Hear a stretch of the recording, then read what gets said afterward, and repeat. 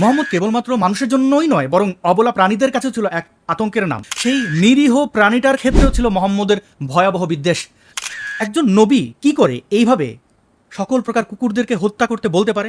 এই নাস্তিক আসাদ নূর তার ভিডিওতে ইসলামের প্রাথমিক যুগের কিছু বিশেষ নির্দেশকে প্রেক্ষাপট ছাড়া উপস্থাপন করে রাসূল সাল্লাল্লাহু আলাইহি সাল্লামকে নিয়ে কুরুচিপূর্ণ মন্তব্য করেছে এবং আমাদেরকে মধুর সাথে বিষ মিশিয়ে খাওয়ানোর চেষ্টা করেছে। তার প্রতিটি মিথ্যাচার এবং বিকৃতির জবাব এই ভিডিওতে দিব ইনশাআল্লাহ। আশা করি ভিডিওটি শেষ পর্যন্ত দেখবেন। চলুন আমরা বেশ কয়েকটি হাদিস থেকে তার এই সকল ভয়াবহ এবং কুৎসিত চিন্তা সম্পর্কে জেনে নিই। কেনই বা তাকে আমরা মরুর ডাকাত বলি, কেনই বা তাকে আমরা এত ভয়াবহ ব্যক্তি হিসেবে দেখি, সেই প্রমাণ পাবো তার বলে যাওয়া দলিলগুলো থেকে। আব্দুল্লাহ ইবনে ওমর হতে বর্ণিত, মোহাম্মদ কুকুর মেরে ফেলতে আদেশ করেছে। প্রিয় বন্ধুগণ, এবার ভেবে দেখুন মোহাম্মদ এবং তার ডাকাত বাহিনীর সদস্যরা কত বড় বড় এক একটা উন্মাদ ছিল, নিষ্ঠুর এবং বর্বর ছিল। কুকুর মারার নির্দেশ কি চিরস্থায়ী ছিল? নাস্তিক আসাদ নূর দাবি করেছে মুহাম্মদ সাল্লাল্লাহু আলাইহি সাল্লাম সব কুকুর মেরে ফেলার নির্দেশ দিয়েছিলেন। এটি অর্ধেক সত্য। সত্য হলো মদিনায় তখন জলাতঙ্ক রোগ এবং কুকুরের সংখ্যা বেড়ে গিয়েছিল এবং রেবিস মহামারী আকার ধারণ করেছিল। জনস্বার্থে সেই সময় সাময়িক একটি আদেশ দেওয়া হয়েছিল, যা পরবর্তীতে রহিত অর্থাৎ ক্যান্সেল করা হয়। দলিল সুনানে আবু দাউদ, ইসলামিক ফাউন্ডেশন, হাদিস নম্বর 2836। রাসূল সাল্লাল্লাহু আলাইহি সাল্লাম বলেছেন, কুকুর যদি আল্লাহর সৃষ্টির একটি উম্মত বা জাতি না হতো, তবে আমি সব কুকুর মেরে ফেলার নির্দেশ দিতাম। এই হাদিস প্রমাণ করে রাসূল সাল্লাল্লাহু আলাইহি সাল্লাম কুকুরকে একটি জাতি হিসেবে স্বীকৃতি দিয়েছেন এবং তাদের বাঁচার অধিকার নিশ্চিত করেছেন। এই নাস্তিক আসাদ নূর এই রহিতকরণ বা বাতিলের বিষয়টি চেপে গিয়ে আমাদের সাথে প্রতারণা করেছে। সেই সময় অর্থাৎ আজকে থেকে 1400 বছর আগে কুখ্যাত মরুর ডাকাত যখন মক্কা উপত্যকা দখল করে নেয়, তখনও কিন্তু সেখানে কিছু সুস্থ চিন্তার মানুষ ছিল যারা এই অন্যায়ের প্রতিবাদ করেছিল বা তার এই চাপিয়ে দেওয়া বিষয়টি খুব ভালোভাবে গ্রহণ করেননি। তাই মোহাম্মদ বাধ্য হয়ে নির্দিষ্ট একটি রঙের কুকুরকে হত্যা করতে বলেছিল। চলুন আমরা তার মুখের কথা বা হাদিস থেকে দেখে নিই। আব্দুল্লাহ ইবনে মুগাফফাল হতে বর্ণিত, মোহাম্মদ বলেছেন, যদি কুকুর আল্লাহর বহুজাতিক সৃষ্টিজীবের মাঝে এক জাতীয় সৃষ্টি না হতো, তবে আমি তাদের হত্যার নির্দেশ দিতাম। এখন তোমরা তাদের মধ্য থেকে কেবলমাত্র কালো বর্ণের কুকুরদেরকেই হত্যা করবে। কেন বিশেষ কিছু কুকুর হত্যার কথা বলা হয়েছে? হাদিসে কালো কুকুর বা বিশেষ কিছু হিংস্র কুকুর মারার যে কথা আছে, তা মূলত পাগলা ও মানুষ খেকো কুকুরের ক্ষেত্রে প্রযোজ্য। দলিল সুনানে আবু দাউদ, হাদিস নম্বর 2846। এখানে কালবুল আকুর বা কামরানে হিংস্র কুকুরের কথা বলা হয়েছে। প্রিয় মুসলমান বন্ধুগণ, আপনারা একটু নিবিড়ভাবে চিন্তা করে দেখুন, আপনাদের পছন্দের ব্যক্তি, আপনাদের কাছে সর্বশ্রেষ্ঠ মানব মোহাম্মদ, সে কেমন চিন্তা ভাবনা লালন করত? একটা নিরীহ প্রাণীর উপরে এইভাবে গণহত্যা চালানো কোনো ব্যক্তি কোনোভাবে কি নবী হতে পারে? আজও যদি কোনো এলাকায় পাগলা কুকুর মানুষকে কামড়ায়, তবে আধুনিক সরকারও তার নিধনের নির্দেশ দেয়। একে গণহত্যা বলা মানসিক বিকৃতি ছাড়া আর কিছুই নয়। মোহাম্মদ কেবলমাত্র মানুষের জন্যই নয়, বরং অবলা প্রাণীদের কাছে ছিল এক আতঙ্কের নাম।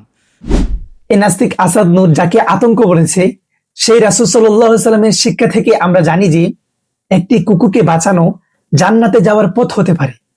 কুকুরকে পানি পান করিয়ে জান্নাত। দলিল মিশকাতুল মাসাবিহ, মিশকাত, হাদিস নং 1902।